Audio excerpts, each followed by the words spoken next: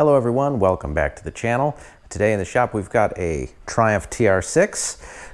Triumph TR6s are fantastic cars. We've done a number of reviews on them, I've worked on them in the shop before, but they do have some corrosion areas, and some of the worst spots are in the chassis where the rear suspension bolts on, and this one is no exception. So I'm not really going to do a tutorial in terms of talking you through it, but over the next few videos we're going to be pulling the body off the car and welding up those frame sections. We're going to look for anything else that might need attention while it's separated.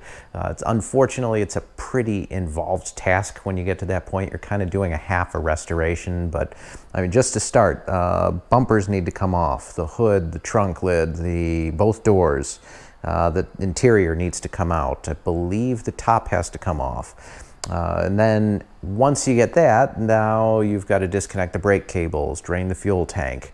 The wiring under the bonnet all has to be disconnected, at least the parts that go to the engine. So you have to take that stuff off.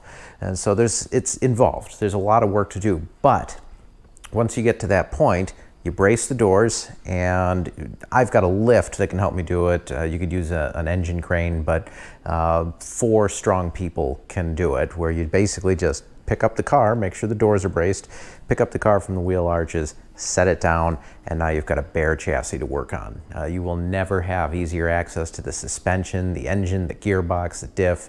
All of the mechanicals are right there in front of you. So we know that there is one section that needs to be done, and while you could cut a hole potentially in the back of the floor to get some access, pretty reasonable odds that the other side's gone too. So now you're just cutting multiple holes and welding it back up.